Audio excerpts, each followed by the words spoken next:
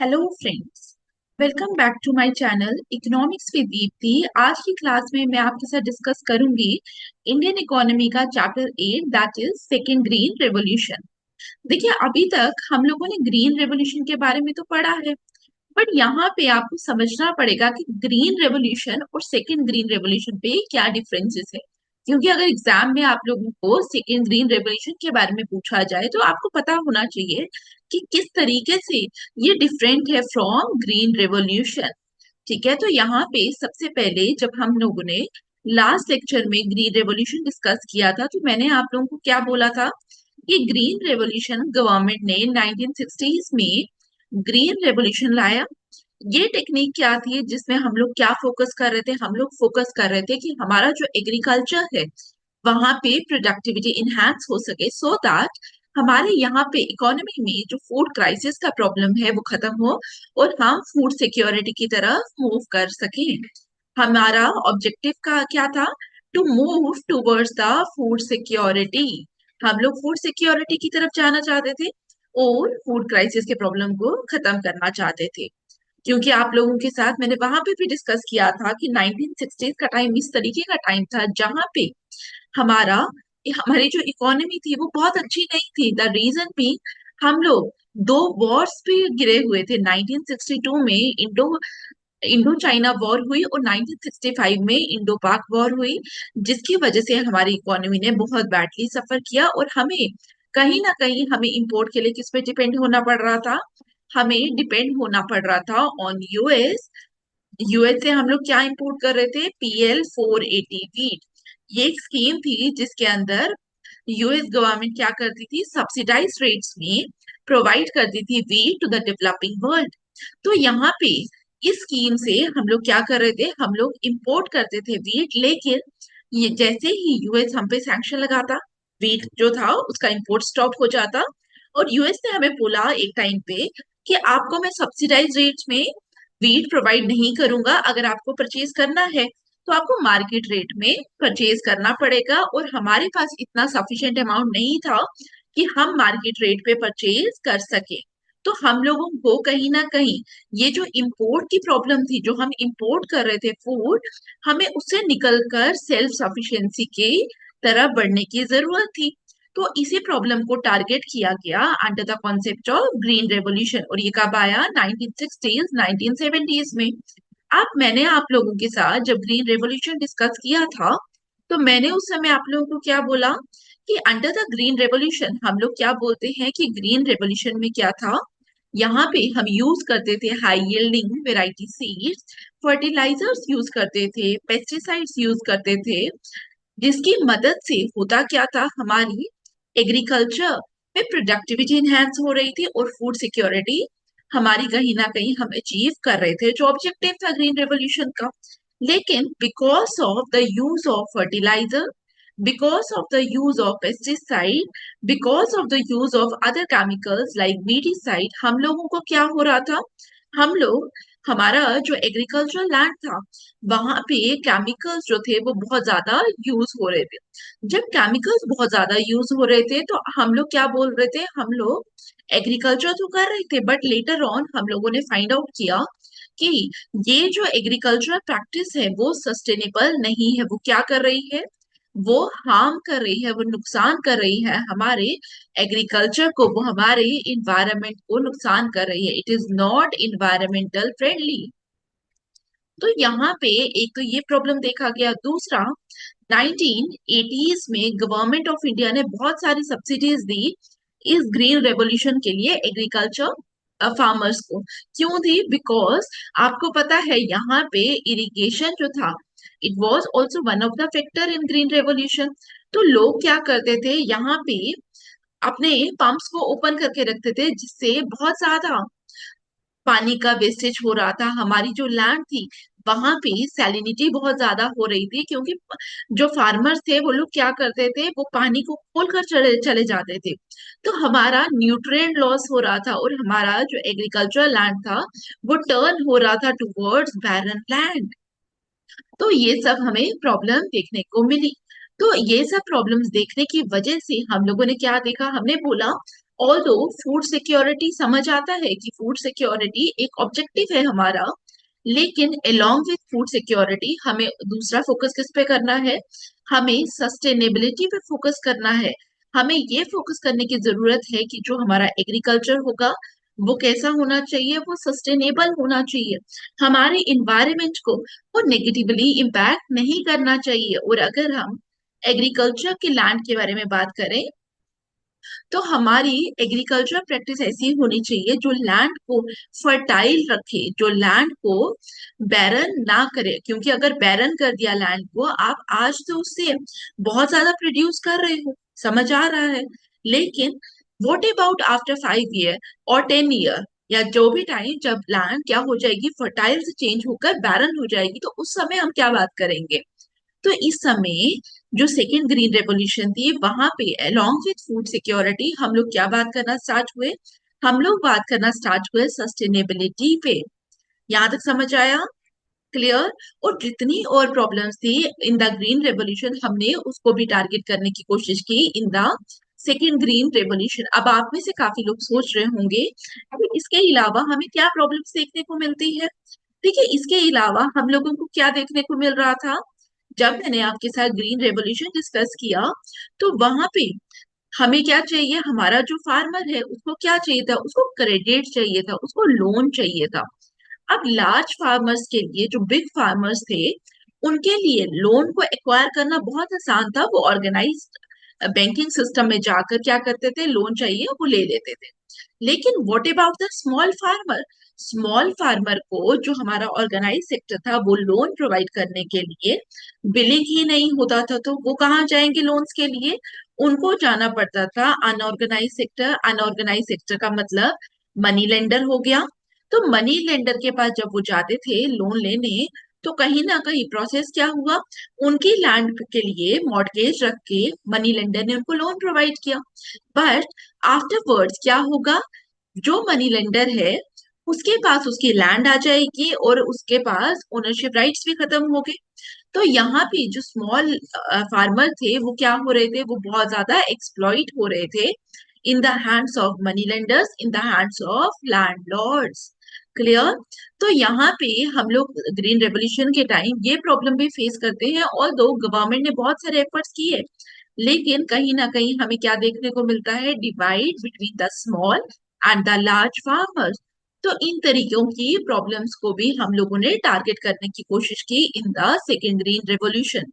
Clear? I hope आपको एक basic idea मिला होगा। अभी मैं आपको स्लाइड से समझाऊंगी तो आपको थोड़ा अच्छे से समझ आएगा, ठीक है? आई होप यहाँ तक कोई प्रॉब्लम नहीं है आपको। अब आगे बढ़ने से पहले आई रिक्वेस्ट, अगर अभी तक आपने चैनल को सब्सक्राइब नहीं किया, please subscribe my channel so that आपको टाइमली अपडेट्स मिलते रहें। कोई भी नई वीडियो आती है उसका टाइमली अपडेट मिले। और साथ ही बाकी जो इंडियन इकोनॉमी की कंप्लीट प्लेलिस्ट है जिसमें 7 और लेक्चर्स हैं, उसका लिंक आप लोगों के लिए मैं कमेंट बॉक्स में पिन कर दूंगी, तो आप वहां जाकर उसको देख सकते हैं। And this is the brief introduction about me, आप पॉज करके चेक कर सकते हैं। अब यहाँ पे आप लोगों को ग्रीन रेवोल्यूशन और सेकेंड ग्रीन रेवोल्यूशन के बारे में अगर कोई भी पूछे, आप एक चीज अभी बोल सकते हैं। क्या बोलेंगे आप? ग्रीन रेवोल्यूशन में हम लोगों का जो फोकस था that was on food security, लेकिन जब हम सेकेंड ग्रीन रेवोल्यूशन के बारे में बात करते हैं तो हमारा focus along with food security किस पे होगा? सस्टेनेबिलिटी पे भी होगा। फूड सिक्योरिटी के साथ साथ हम किस पे बात करेंगे? Environmental sustainability. यहां तक क्लियर? ठीक है, बेसिक आइडिया। अगर आपसे कुछ कोई पूछे कि क्या डिफरेंस है between the green revolution and the second green revolution, this is the basic difference जो आप सबको पता होना चाहिए। अब सेकेंड ग्रीन रेवोल्यूशन का एक और नाम है जिस नाम से हम सेकेंड ग्रीन रेवोल्यूशन को जानते हैं, that is known as ever green revolution. हम इसको किस नाम से जानते हैं? It is also known as ever green revolution. Clear? यहाँ तक सबको? यहाँ तक कोई डाउट है तो आप मुझे फ्री होकर कमेंट बॉक्स में पूछ सकते हैं। तो सबसे पहले जब भी आपको क्वेश्चन आएगा about the second green revolution, तो आपको डिफाइन करने से स्टार्ट करना होता है। तो कॉपी पेन आई होप आप लोग लेकर बैठे हैं। नहीं भी लिया है तो पॉज करके जाइए, पहले अपनी कॉपी पेन लेकर आइए, सो दैट जो चीजें मैं एक्स्ट्रा बोल रही हूँ स्लाइड्स में भी, ये पीडीएफ में शेयर कर दूंगी आपके साथ टेलीग्राम चैनल पे। लेकिन जो चीजें हम एक्स्ट्रा बात करेंगे वो आप लोग प्लीज नोट डाउन करिए। सबसे पहले डेफिनेशन लिखिए सेकेंड ग्रीन रेवोल्यूशन की। The second green revolution in India, note down, the second green revolution in India is an is an initiative is an initiative focused on focused on sustainably sustainably increasing increasing agricultural productivity agricultural productivity while while addressing while addressing the shortcomings of the first green revolution, full stop. the original the original green revolution green revolution in the 1960s in the 1960s and 1970s dramatically dramatically boosted boosted food production through through high yielding varieties, comma, chemical fertilizers and irrigation, chemical fertilizers and irrigation, full stop. However, comma, it also it also led to it also led to issues such as soil degradation, comma, water shortages water shortages, comma, and socio-economic disparities, full stop. This is a definition about the second green revolution. मैं वापस repeat कर रही हूँ, अगर आपका कुछ miss हुआ है तो आप चेक कर लेना।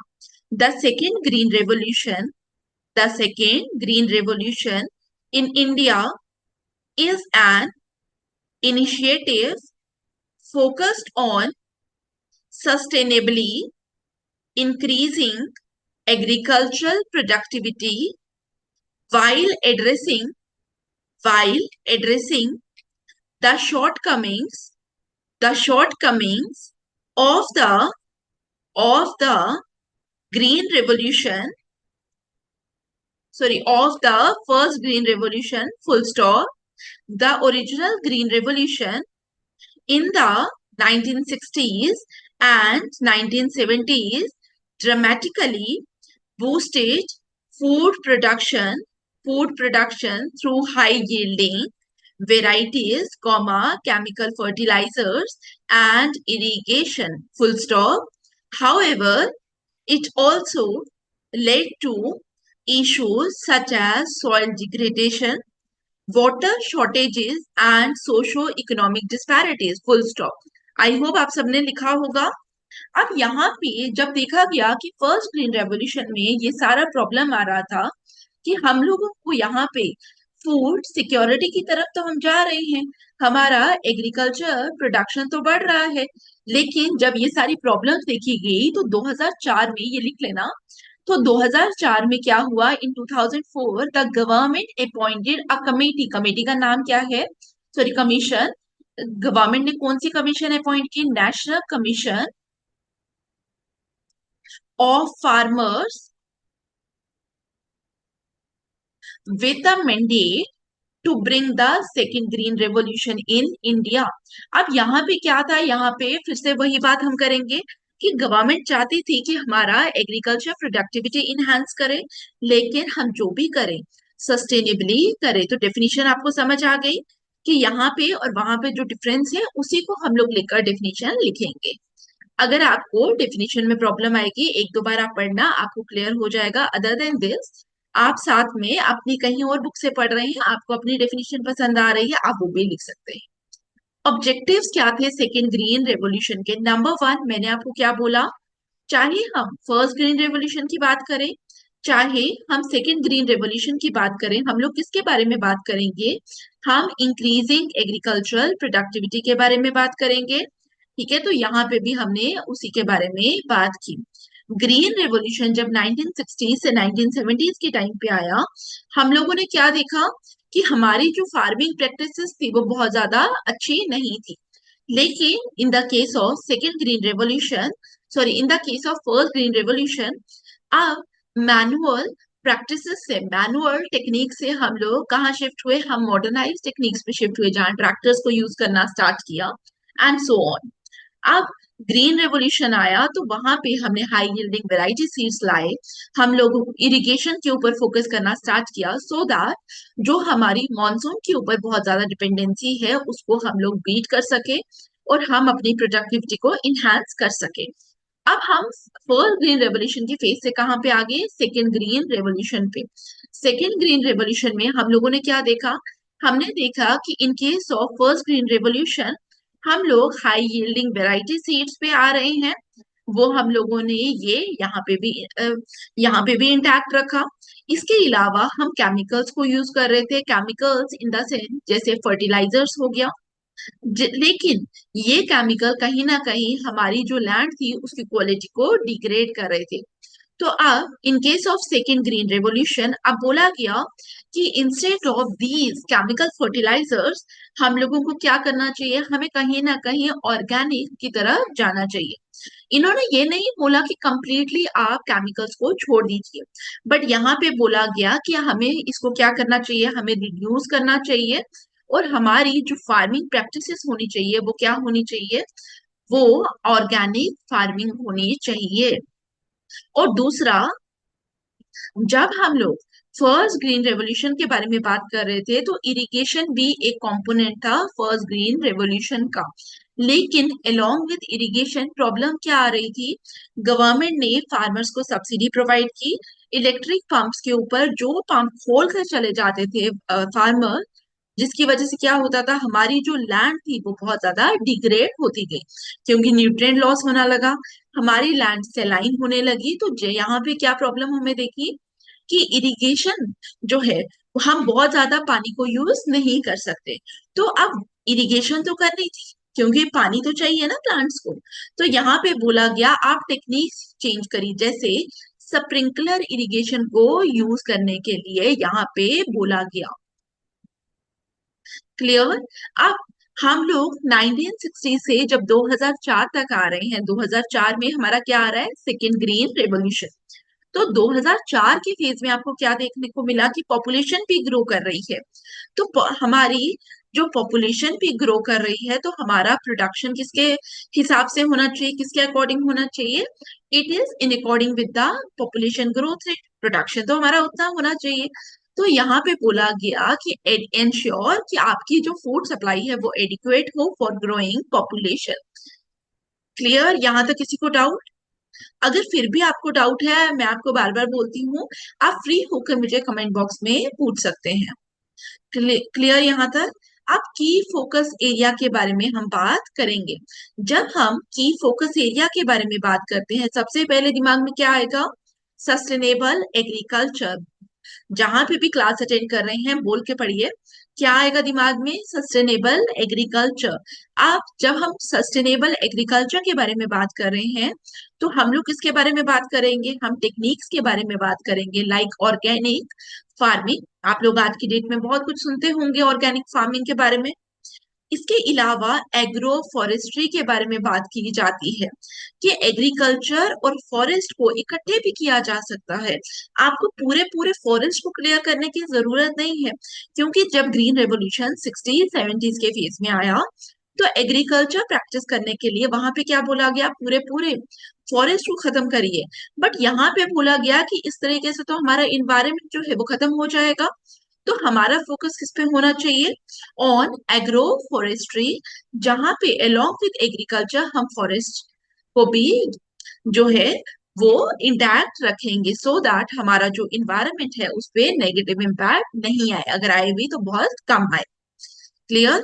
इसके अलावा क्रॉप रोटेशन, इन इस टेक्निक को भी यूज किया गया, जहां पे बोला अगर आप लेट से अभी आप वीट को ग्रो कर रहे हैं, इसके बाद आप राइस को ग्रो कर सकते हैं, सो दैट जो माइक्रो न्यूट्रिएंट है सॉइल में वो क्या हो सके, वो रिप्लेनिश हो सके, वो वापस से बन सके। ठीक है, तो माइक्रो न्यूट्रिएंट्स पे भी फोकस किया गया यहाँ पे। क्लियर यहाँ तक सबको? तो ये चीजें हैं जिनके बारे में आपको पता होना चाहिए। इनफैक्ट जब हम लोग ग्रीन रेवोल्यूशन 1960s 70s के बारे में बात करते हैं, तो वहां पे स्पेशली अगर मैं पंजाब एरिया के बारे में बात करूं, तो पंजाब में कल्टीवेशन किसका होता गया? वीट का कल्टीवेशन होता गया।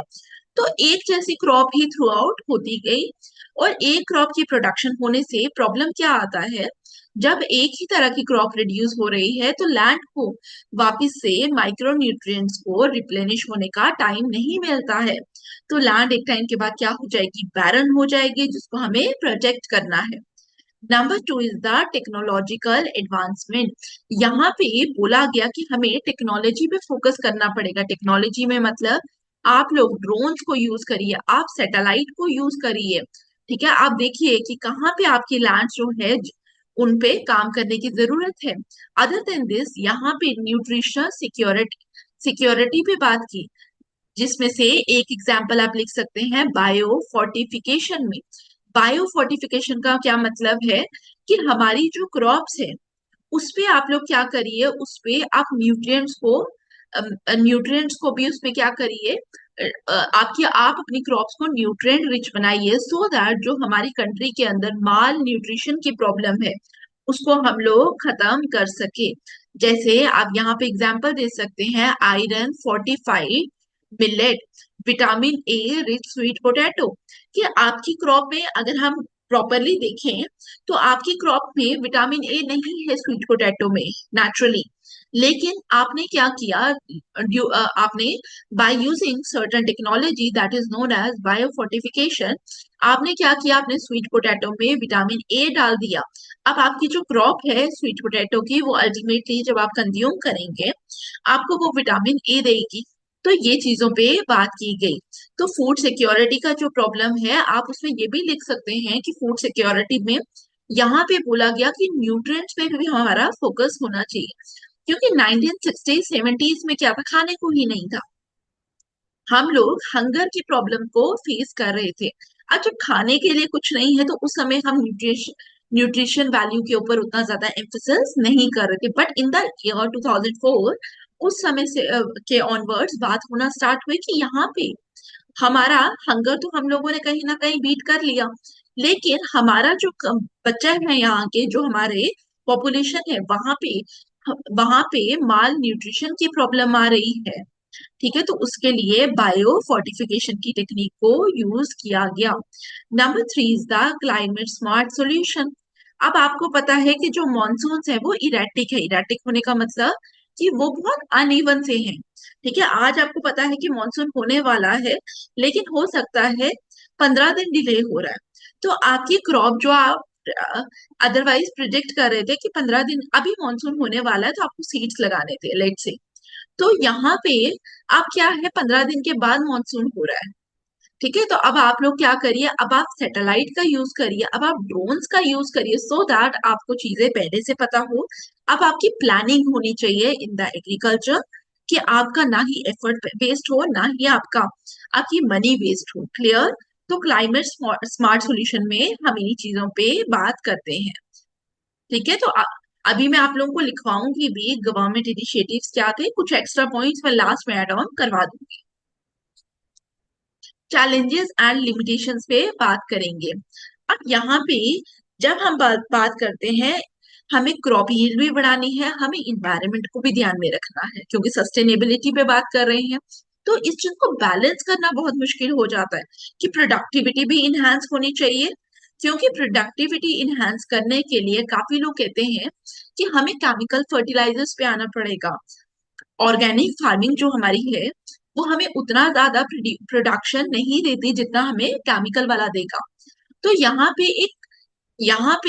एक रिफ्ट हो जाता है between balancing productivity and ecological sustainability. ठीक है, इक्विटेबल एक्सेस टू टेक्नोलॉजी के बारे में भी बात करते हैं। वापिस से स्मॉल फार्मर्स और लार्ज फार्मर्स को आप लोग बोल सकते हैं। जो लार्ज फार्मर है उसके पास वेल्थ है, ठीक है, वो इजिली जो उसको न्यू टेक्नोलॉजी एम्प्लॉय करनी है वो कर सकता है, उसके लिए बहुत आसान है। लेकिन अगर आप स्मॉल फार्मर है, आपको पैसा चाहिए, कहाँ से आप लेंगे? ठीक है, तो लोन जो है वहां पे प्रॉब्लम आती है। ठीक है, तो वापिस से जो हमें लोगों को फर्स्ट ग्रीन रेवोल्यूशन में प्रॉब्लम दिख रहा था, सेम प्रॉब्लम हमें कहाँ दिख रहा है सेकेंड ग्रीन रेवोल्यूशन में। कि ऑल दो हम लोगों ने बोला कि हम डिवाइड को खत्म करना चाहते हैं between the rich farmer and the poor farmer, but इतना आसान नहीं है। क्यों? क्योंकि जो हमारा स्मॉल फार्मर है वो इतना आराम से अडेप्ट नहीं कर पाता न्यू टेक्नोलॉजीज को। अब यहाँ पे बोला गया प्रिसीजन फार्मिंग की तरफ फोकस किया जाए। नॉर्मली हम लोग क्या करते हैं, आपके घरों में भी जो प्लांट्स हो गए, आप पानी उठाते हैं, आप दे देते हैं, लेकिन वहां पे बोला जाता है कि वेस्टेज होती है। तो यहाँ पे प्रिसीजन फार्मिंग में हम लोग क्या बोलेंगे कि जितना रिक्वायरमेंट है उस हिसाब से आप लोग इरिगेट करिए। तो सेंसर बेस्ड इरिगेशन पे फोकस रखा गया सो दैट जितना रिक्वायरमेंट है उतना ही मिले, ना ही हमारा वाटर वेस्टेज हो, ना ही हमारा क्रॉप जो है उसको जितना चाहिए उसको लिए शॉर्टेज हो। तो दोनों तरीके से एक बैलेंस होना चाहिए, तो सेंसर बेस्ड इरिगेशन पे फोकस करना चाहिए। Number two is the autonomous machinery. Autonomous machinery में ड्राइवरलेस ट्रैक्टर्स पे बात की जाती है, ड्रोन्स पे की जाती है फॉर एफिशिएंट फील्ड ऑपरेशन। आप इसी पॉइंट से एक इसके लिमिटेशन भी बोल सकते हैं कि जब हम ऑटोमेशन पे बात कर रहे हैं तो हमारा जो एग्रीकल्चर है वो लेबर इंटेंसिव सेक्टर है। अगर हम यहाँ पे भी ऑटोमेशन पे फोकस करेंगे और हमारा मैन्युफैक्चरिंग तो इतना ज्यादा डेवलप नहीं है, तो it will lead to the problem of unemployment in the economy. Clear? Number three is the big data analytics. Big data analytics का मतलब क्या है कि यहाँ पे जो आपके पास डेटा है, जो आपके पास प्रीवियस रिकॉर्ड्स है, आप उनको यूज करिए, आप उनको यूज करके ट्रेंड देखिए, आप उनको यूज करके साइक्लिक ऑफ वेरिएशंस देखिए, सो दैट आपको समझ आए कि किस सीजन में वेस्टेज हो रही है, कौन सी क्रॉप हम लोगों को प्रॉफिट अर्न करके दे रही है, कहाँ पे क्या प्रॉब्लम्स हो रही है। और आप by using big data analytics आप इन सारी प्रॉब्लम्स को कैटर कर सकें। Then biotechnology and genetic engineering. सबसे पहला इम्प्रूव क्रॉप यील्ड्स। हम लोग इनिशियली देखते आए हैं हाई यील्डिंग वेराइटी सीड्स। ठीक है, तो जेनेटिक मॉडिफिकेशंस करिए to enhance productivity and resilience. Number two reduce pesticide use. ठीक है, सो दैट इन्वायरमेंट के ऊपर इसका नेगेटिव इम्पैक्ट ना पड़े। Number three is the nutrition enhancement, जिसमें मैंने आपको क्या बताया, biofortification to address micro nutrient. फिर सस्टेनेबल फार्मिंग। सस्टेनेबल फार्मिंग में हम लोग ऑलरेडी डिस्कस कर चुके हैं, प्रिसीजन एग्रीकल्चर डिस्कस कर चुकी हूँ मैं आपके साथ। रिन्यूएबल एनर्जी, ये पॉइंट डिस्कस नहीं किया, इसको कर लेते हैं। जब हम रिन्यूएबल एनर्जी के बारे में बात करते हैं, हम लोग क्या बोलेंगे, हमें हार्नेस करना है solar, wind, biofuel for farm operation. क्योंकि जब ग्रीन रेवोल्यूशन के बारे में बात की गई, मैंने आपको भी 1980s का एग्जांपल दिया, तो वहां पे इरिगेशन के लिए इलेक्ट्रिक पंप्स यूज किए गए। जो इलेक्ट्रिसिटी कहाँ से आ रही थी, डीजल से आ रही थी। तो वो इन्वायरमेंटल फ्रेंडली सॉल्यूशन तो नहीं है। तो बोला गया इंस्टेड ऑफ डीजल ऑपरेटिंग आप लोग क्या करिए, आप सोलर एनर्जी को यूज करिए, आप विंड एनर्जी को यूज करिए, आप बायोफ्यूल्स को यूज करिए for farm operation. Number three is the soil health management. Soil health management में फिर से हम लोग क्या बात करेंगे कि आप नई नई टेक्निक्स यूज करिए सो दैट आपकी सॉइल फर्टिलिटी जो है वो वापस से इनहेंस हो सके। जब हम न्यू टेक्निक्स के बारे में बात करते हैं तो हम लोग क्या बोलेंगे, one such technique nitrogen fixation by cultivating pulses. क्योंकि आपको पता है जब आप पल्सेस को कल्टीवेट करते हैं तो वहां पे राइजोबियम, अजीटोबैक्टर, इन बैक्टीरियाज के नाम हम पढ़ते हैं, जहां जो क्या है, जो रिस्पॉन्सिबल है for nitrogen fixation in the environment. ठीक है, अब सोशो इकोनॉमिक इम्पैक्ट के बारे में बात करेंगे। Number one, increase crop yield, क्योंकि फूड प्रोडक्टिविटी इनहेंसमेंट पे बात की गई। नंबर टू, रिड्यूस पॉवर्टी, क्योंकि यहाँ पे रिड्यूस पॉवर्टी में मैंने आपको बोला है अभी थोड़ी देर पहले कि कहीं ना कहीं एक लिमिटेशन है, लेकिन यहाँ पे इस पॉइंट पे आप लोग ये बोल सकते हैं कि गवर्नमेंट ने बहुत ज्यादा काम किया क्रेडिट प्रोवाइड करने में टू द स्मॉल फार्मर्स, और यहाँ पे फार्मर एम्पावरमेंट पे बात की गई कि फार्मर को जो स्पेशली जो आपके स्मॉल फार्मर भी है उसको क्रेडिट का एक्सेस मिल सके, एडवांस टेक्नोलॉजीज का एक्सेस मिल सके, ट्रेनिंग मिल सके, मार्केट इंफॉर्मेशन मिल सके टू इंश्योर कि वो भी बेनिफिट हो फ्रॉम एग्रीकल्चर एडवांसमेंट। तो आप लोग यहाँ पे क्या बोल सकते हैं, आप यहाँ पे बोलेंगे कि गवर्नमेंट ने फोकस किया फार्मर एम्पावरमेंट पे, गवर्नमेंट ने फोकस किया कोऑपरेटिव फार्मिंग में। कोऑपरेटिव फार्मिंग में मतलब कि यहाँ पे मिलकर काम करो सो दैट आप इकोनॉमिक्स ऑफ स्केल का फायदा उठा सको। और ये दोनों पॉइंट्स को आप इकोनॉमिक इंक्लूजन पे भी लिख सकते हो, आप इसमें अलग से पॉइंट लिख लेना इकोनॉमिक इंक्लूजन, तो आपकी चॉइस है आप किस तरीके से इसको लिखना चाहें। Number three is the enhance nutrition. तो न्यूट्रिशन में आप बायोफोर्टिफिकेशन के बारे में बात कर रहे हैं, तो बायोफोर्टिफिकेशन में आपको एग्जांपल्स मैंने लिखवाई थी, आप वापिस से लिख लेना। बायोफोर्टिफिकेशन में आप लोग क्या लिखेंगे, आयरन फोर्टिफाइड मिलेट,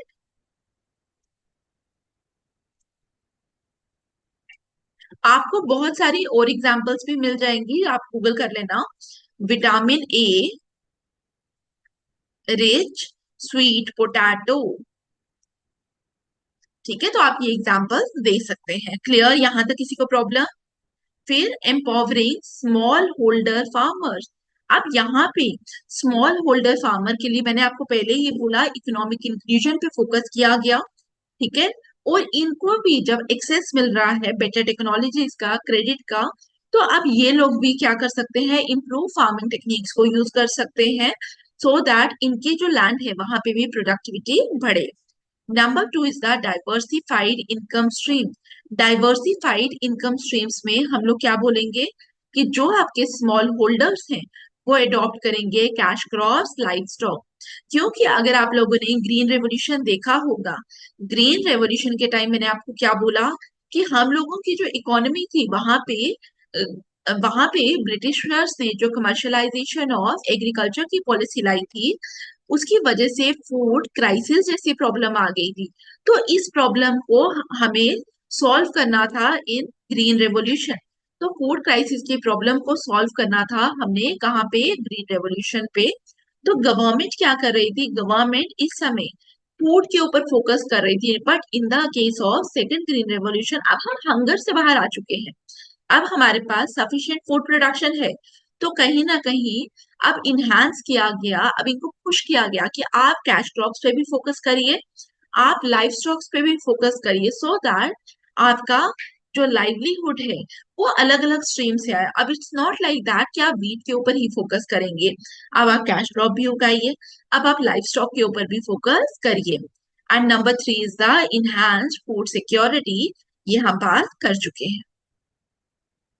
फिर इन्वायरमेंटल सस्टेनेबिलिटी, जब मैंने आपके साथ बोला कि रिन्यूएबल सोर्सेज ऑफ एनर्जी पे हम काम करेंगे, तो चाहे आपका सोलर एनर्जी है चाहे आपका विंड एनर्जी है, ये सारी एनर्जीज क्या हेल्प करेगी आपको इमिशंस को रिड्यूस करने में, ठीक है। तो first point. Number two is the improved soil health. Improved soil health में मैंने आपको क्या बोला कि यहाँ पे हम क्या करेंगे, हम क्रॉप रोटेशन को यूज करेंगे, हम यहाँ पे क्या करेंगे, हम एग्रो फॉरेस्टिंग को यूज करेंगे सो दैट हमारा जो एग्रीकल्चर लैंड है वहां पे सॉइल हेल्थ इंप्रूव हो सके, क्योंकि quality of soil health matter करती है जब आप प्रोडक्टिविटी को इनहेंस करने के बारे में बात करते हैं, एग्रो फॉरेस्टिंग। फिर वाटर कंजर्वेशन, मैंने आपको अभी बताया, बहुत बार हम बोल चुके हैं कि पहले क्या हो रहा था, 1980s में गवर्नमेंट ने सब्सिडीज दे दी, जिसकी वजह से एक तो हमारा ग्राउंड टेबल बहुत लोअर डाउन हो चुका था, क्योंकि फार्मर क्या करते थे, पानी खोल के चले गए कि उनको लगता था फ्री में मिल रहा है। तो लेकिन उसका नेगेटिव इम्पैक्ट हुआ, जो गवर्नमेंट चाहती थी उससे बहुत ज्यादा नेगेटिव इम्पैक्ट हुआ। अब गवर्नमेंट ने बोला वाटर का को कंजर्व करिए, ठीक है, इरिगेशन सिस्टम एफिशिएंट होना चाहिए जो मिनिमम यूज करे आपका वाटर का इन एग्रीकल्चर यूटिलिटीज। यहाँ पे आप स्प्रिंकलर के बारे में बात कर सकते हैं, आप ड्रिप इरिगेशन के बारे में बात कर सकते हैं, और भी चीजों को आप एड ऑन कर सकते हैं। अब पॉलिसीज एंड इनिशिएटिव्स के बारे में अगर हम बात करें, सबसे पहले क्या चाहिए फार्मर को? Farmer need credit. तो गवर्नमेंट ने क्या किया? क्रेडिट प्रोवाइड किया फार्मर को। और साथ ही आर एंड डी के लिए भी गवर्नमेंट ने एम्फसाइज किया कि आर एंड डी के लिए भी पैसा होना चाहिए, आर एंड डी के लिए भी फंडिंग प्रोवाइड करना इम्पोर्टेंट है। तो number one is increase funding, allocation of funds for agriculture research and development. Number two is the subsidy programme. अब जब भी कोई भी टेक्निक को यूज करना है तो इनिशियली टेक्निक जो है, टेक्नोलॉजी एक्सपेंसिव होती है, तो गवर्नमेंट ने बोला कि मैं आपके बिहाफ में क्या करूंगी, कुछ पैसा दूंगी in the form of subsidies. तो सब्सिडी फॉर्म प्रोग्राम्स है काफी सारे। And number three is the tax incentive. अगर आप इको फ्रेंडली तरीके से काम करोगे तो आपको बहुत सारे टैक्स इंसेंटिव मिलेंगे। ठीक है, तो ओवरकमिंग बैरियर्स के बारे में हम लोग बात करेंगे। Number one, improving soil fertility, हमने बात कर ली। ऑप्टिमाइजिंग वाटर यूजेज, ये भी बात कर चुके हैं। प्रमोटिंग रिन्यूएबल एनर्जी, इस पे भी हम लोगों ने बात की। Bridging the digital divide. ठीक है, अब यहाँ पे हम लोग किसके बारे में बात कर रहे हैं कि आप सैटेलाइट पे रिलाई करिए, आप ड्रोन्स पे रिलाई करिए। तो हम लोगों को क्या चाहिए? हमें इंफ्रास्ट्रक्चर पे फोकस करना पड़ेगा, हमें कनेक्टिविटी को एक्सपांड करना पड़ेगा, ताकि हमारा जो बहुत पीछे पिछड़ा हुआ फार्मर है वो भी बेनिफिट हो सके और हमारी ओवरऑल इकोनॉमी भी डेवलप हो सके। तो number one, expanding connectivity. Number two, empowering rural communities. जब आप बोल रहे हैं कि आप लोग सैटेलाइट के थ्रू, आपके फोन में आता है वेदर फोरकास्ट, वो कहाँ से आ रहा है? वो सैटेलाइट के थ्रू आ रहा है। लेकिन आपका जो स्मार्टफोन है उसको कौन यूज कर सकता है? जो लिटरेट है। तो यहाँ पे बोला गया कि प्रोवाइड करिए digital literacy and skills training. ये तो मैंने आपको छोटी सी एग्जांपल दी फोन वाली।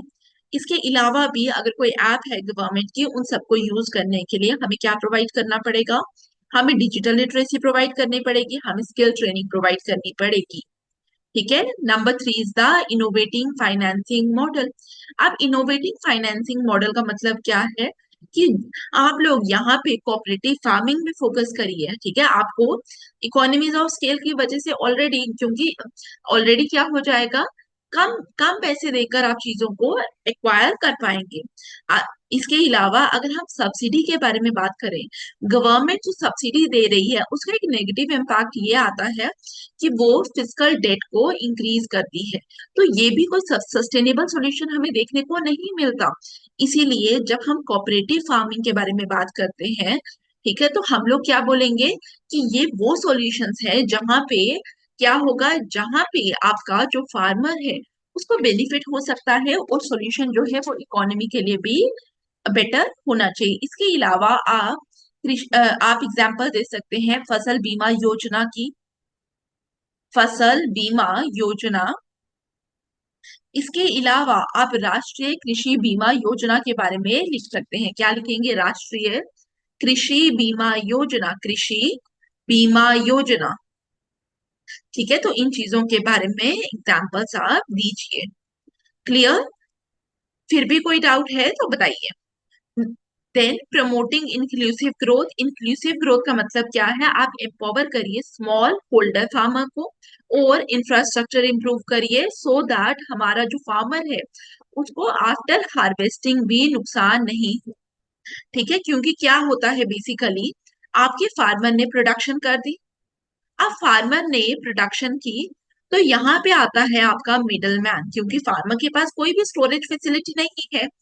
तो जब आपका मिडल मैन आएगा, वो फार्मर से बहुत सस्ते रेट्स में लेकर जाएगा, फार्मर को ये बहुत चीप रेट्स प्रोवाइड करेगा, और मिडल मैन मार्केट की तरफ जाएगा, जिसकी वजह से क्या होगा, मार्केट में भी ये जो प्रॉफिट जा रहा है वो किसकी पॉकेट में जा रहा है? मिडल मैन की।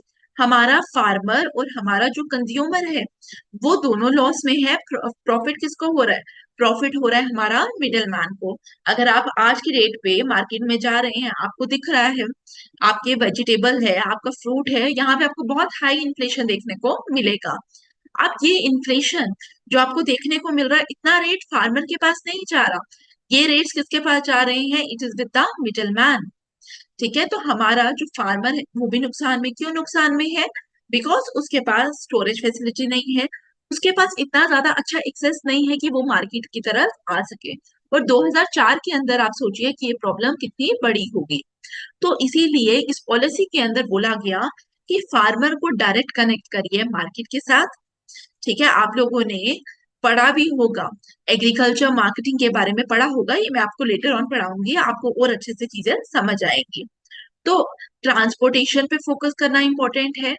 यहाँ पे अच्छी रोड्स होनी चाहिए सो दैट प्रोडक्ट हार्वेस्ट हुआ उसके बाद फार्मर डायरेक्ट मार्केट की तरफ लेकर जा सके। ठीक है, फिर यहाँ पे पोस्ट हार्वेस्ट लॉस को कवर करने के लिए यहाँ पे अच्छी स्टोरेज फैसिलिटीज होनी चाहिए, क्योंकि मेजोरिटी जो आपका पेरिशेबल प्रोडक्ट है वो तो खत्म हो जाएगा अगर आप के पास अच्छी स्टोरेज फैसिलिटी नहीं है। और इसकी वजह से फार्मर के पास कोई चॉइस नहीं बचती कि वो क्या कर पाए, वो प्रोडक्ट्स वो मिडल मैन को ना बेचे, क्योंकि उसके पास तो है नहीं, उसके पास अच्छी स्टोरेज फैसिलिटीज नहीं है। क्लियर? प्रमोटिंग इंक्लूसिव ग्रोथ ये हम पढ़ चुके हैं। और साथ में ये पॉइंट पढ़ लेना, फॉस्टरिंग कोलैबोरेशन। फॉस्टरिंग कोलैबोरेशन का मतलब क्या है? पार्टनरशिप होनी चाहिए between farmer, government, private share.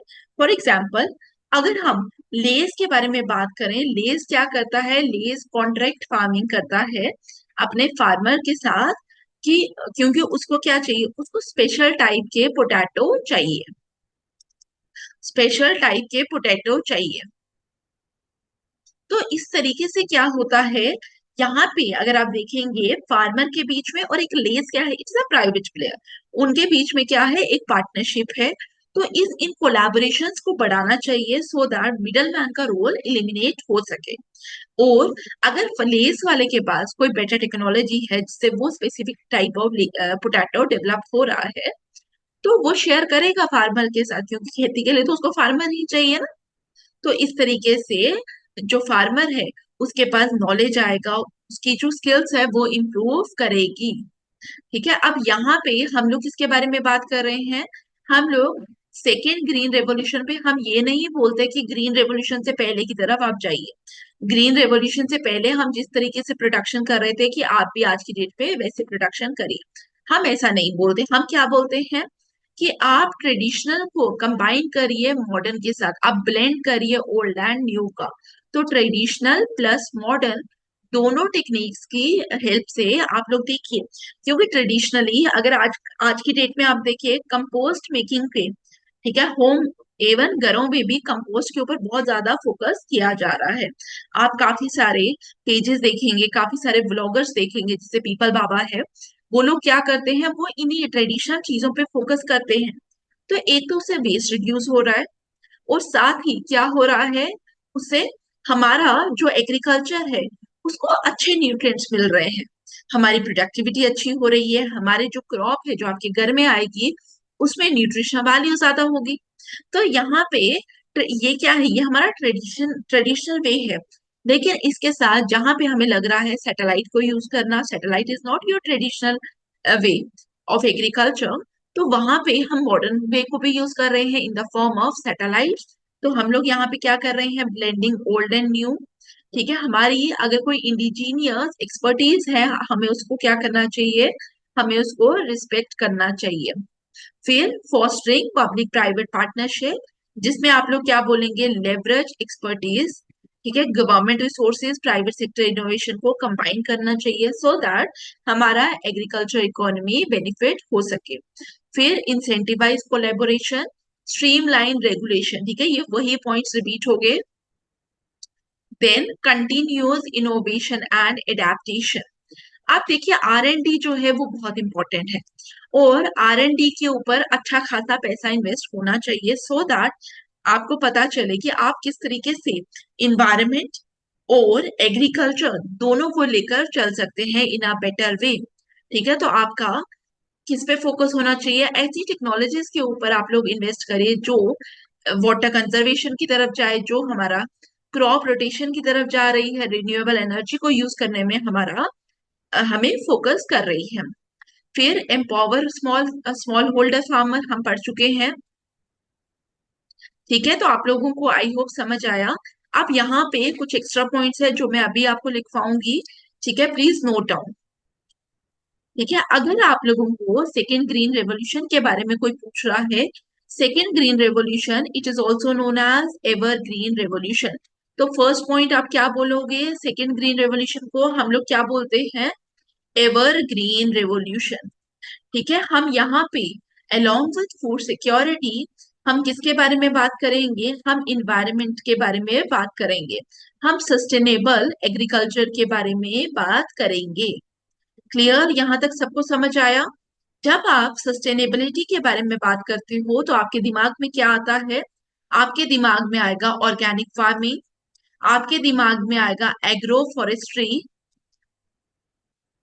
आपके दिमाग में आएगा crop diversification. Agro forestry, crop diversification, इसके अलावा कुछ दिमाग में आ रहा है तो आप मुझे कमेंट बॉक्स में बताइए। Crop diversification. नंबर 4, हम लोग यहाँ पे किसके बारे में बात कर रहे हैं? हम टेक्नोलॉजिकल इनोवेशन के बारे में बात कर रहे हैं। जब आप टेक्नोलॉजिकल इनोवेशन के बारे में बात करेंगे तो यहाँ पे आप क्या बोलेंगे? Precision agriculture innovation. क्या बोलेंगे आप? Precision agriculture. जहां पे हम लोग क्या बोलेंगे? हम सैटेलाइट से डेटा यूज करेंगे, हम सेंसर्स यूज करेंगे, हम ड्रोन यूज करेंगे to optimise the use of resources. Resources क्या क्या है? Water, fertiliser, pesticide in farming operation. तो प्रिसीजन होना चाहिए एग्रीकल्चर में। बायोटेक्नोलॉजी पे हमारा फोकस होना चाहिए। जब हम बायोटेक्नोलॉजी पे बात करते हैं हम लोगों के दिमाग में क्या आएगा? Genetically modified crops. क्या दिमाग में आना चाहिए? जेनेटिकली मॉडिफाइड क्रॉप्स, आप उसके बारे में लिखेंगे। नंबर 5, आप यहाँ पे किसके बारे में लिखोगे? क्लाइमेट के बारे में। क्लाइमेट स्मार्ट एग्रीकल्चर होना चाहिए। क्लाइमेट स्मार्ट एग्रीकल्चर, जिसमें फिर से आप सैटेलाइट के बारे में बात कर सकते हैं कि बारिश होगी नहीं होगी, हम फोन को यूज करके आज की डेट में चेक कर सकते हैं। ठीक है, तो आप इसके बारे में लिख सकते हैं। नेक्स्ट पॉइंट, आप इकोनॉमिक इंक्लूजन के बारे में लिख सकते हैं। इकोनॉमिक इंक्लूजन का मतलब क्या है? कि हमारा जो स्मॉल होल्डर फार्मिंग है, फार्मर है, हम उसको एम्पावर करने के बारे में बात करेंगे। तो हम यहाँ पे क्या बोलेंगे? Farmer empowerment, number 1। नंबर 2, हम किसके बारे में बात करेंगे? कोऑपरेटिव फार्मिंग के, जिसमें आप लोग क्या बोल सकते हैं कि अब थ्रू कोऑपरेटिव फार्मिंग आप लोग क्या कर सकते हैं? फार्मर क्या कर सकता है? इकोनॉमीज ऑफ स्केल को यूज कर सकता है, कोऑपरेटिव फार्मिंग। फिर न्यूट्रिशनल सिक्योरिटी पे आप बात करेंगे। Number 7, nutritional security. Nutritional security में मैंने आपको क्या बताया? Bio fortification. Bio fortification. ठीक है, फिर नंबर 8, आप क्या लिखेंगे? गवर्नमेंट इनिशिएटिव्स के बारे में लिखेंगे। गवर्नमेंट इनिशिएटिव्स में पहला आप लोग क्या लिखेंगे? National food security mission. National food security mission मैं इन डिटेल आपके साथ डिस्कस करूंगी। National food security mission, food security mission. National food security mission के बारे में हम पढ़ेंगे जब अभी थोड़ी देर में एग्रीकल्चर के और टॉपिक्स पढ़ रहे हैं, उसमें मैं आपके साथ डिस्कस करूंगी। नंबर 2, आप क्या लिख सकते हैं? प्रधानमंत्री कृषि सिंचाई योजना। ठीक है, कि आप एफिशिएंट इरिगेशन के ऊपर फोकस करेंगे, आप ऑप्टिमम यूटिलाइजेशन ऑफ वाटर के बारे में बात करेंगे। प्रधानमंत्री कृषि सिंचाई योजना। फिर आप लोग बात करेंगे डिजिटल एग्रीकल्चर। डिजिटल एग्रीकल्चर में आप किसके बारे में बात करेंगे? National agriculture market.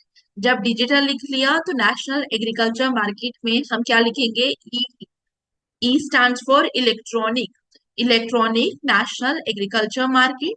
हम लोग क्या बोलेंगे? It is an online trading platform to create a unified national market for agriculture commodities, facilitating better pricing and reduce market inefficiency, जहां पे मिडल मैन को टारगेट करने की कोशिश हो रही है।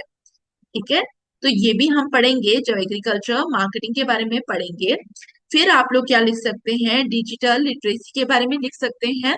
और एक बार वापस से स्लाइड को देखना, जो मैंने आप लोगों को पॉइंट्स लिखवाए हैं आप उनको ऐड कर सकते हैं। ठीक है, आई होप आपको चीजें समझ आई। Thank you for watching, see you in the next class and please like share subscribe and comment. Thank you.